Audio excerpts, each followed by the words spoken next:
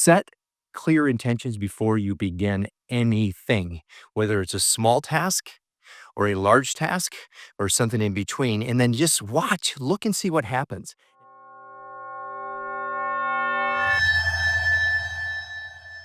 Every morning at my real estate company, we have a thing called one thing. It's our huddle, one thing and positive focus. So we share the thing that's positive. It could be anything at all from work or for business. And then we say, what's the one thing that we're going to do today?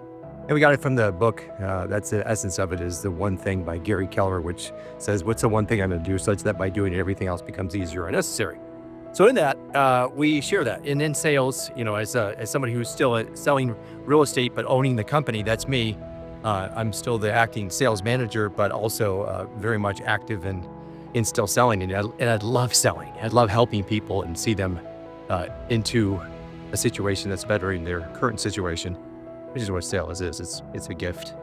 But I shared that I have a clear intention. I said, I'm going to set 2 appointments today. And normally we'll say I'm going to set 1. One is the pretty normal rhythm, 1 a day. No one's going to be mad at you for that. And then I went out and set 2. So I set 2 in about 45 minutes. And a guy on my team asked me about that the following day. He said, I want to unpack that with you a little bit. He said, you said 2 and you normally just say 1. And he said, then you went out and said 2. I said, yeah, that's right. And he's like, well, is it just like that? I said, yeah, it's just like that. And his head kind of tips to the side, and then he got it. He got it. And what I'm sharing with you is our intentions are everything. How we frame the situation up front really determines how it's going to turn out. So my thought went like, well, what if I'm setting a clear intention of just setting 1? Is my brain not going to lock into just 1? Of course it is. Because our reticular activating system, which is the part of our brain that sips and sorts information that it deems to be unnecessary, unhelpful, and otherwise distracting, and it'll also have us go mad if we were to pay attention to everything, if you think about it. It's what keeps all the voices, all the sounds of the intercoms while you're walking through the airport or the subway or anywhere else from actually entering your brain, because your brain has to sort that out, or you go crazy. So it works in the same way, where if you set a very clear intention, then how am I going to show up in that scenario? Now, this is just the surface here. Think about the implications here. If I said I'm going to set two appointments today, and I only had a limited amount of time, I had other things to do as the owner of a company. I had video content to create. We're really going through a process of rebuilding. So there's a whole recruiting campaign I'm doing. I'm building a coaching program over here, which is taking hours and hours and hours of my time. I'm training for a marathon, which I just got back from a 10-mile run this morning. All that to say, I didn't have a lot of time, and I set an intention of 2 appointments because I knew that the next day I didn't have any time to prospect for new business at all. So the implications are, I had a short amount of time, and I also set a very clear intention. This is what I'm going to do today. And then your body follows the mind. And when I say your body, I mean every aspect of it. Your brain, the way I show up is going to be far more intentional. It's even my voice, the way I express myself, the energy that I'm going to transfer to the people that I'm talking to. I say a little prayer before each and every phone session, that I can transfer the perfect amount of energy, that I can bring the best of myself, that my thoughts, words, and how I express those thoughts and words are the highest form of energy possible, and that I can impact the people who truly need to hear this today. Not everybody, just people that are open to it and that need me more than the other people. And then I go. Ready, set, go. Okay, hey, listen. So we're talking about setting clear intentions. And at the same time, there's something that is a through line for all successful people. So when you set that clear intention, there's something else that you need to do as well. And that is something known as the common denominator of success. It is the one thing that unifies all successful people.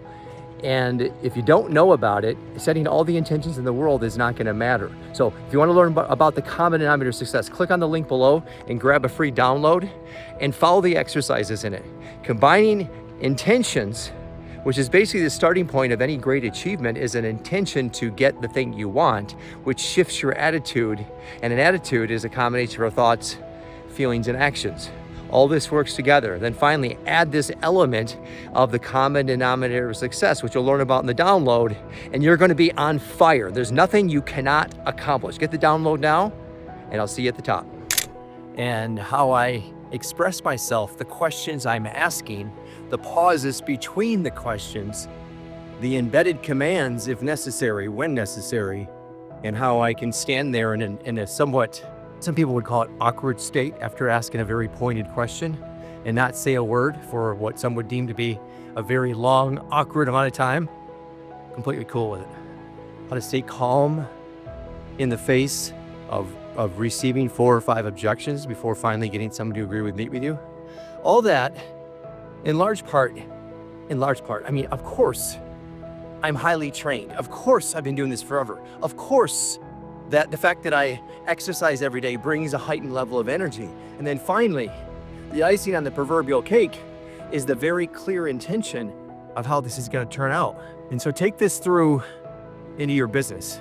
Take this through into any goal you're going to set. If I set forth to run this marathon in October and I didn't have any goal at all, I had set 0 intentions, how might I show up and train? Well, I'd show up and train just any old way. It would look like an Etch-a-Sketch, right? And so I don't intend to do that. I have a very clear time that I'm going for.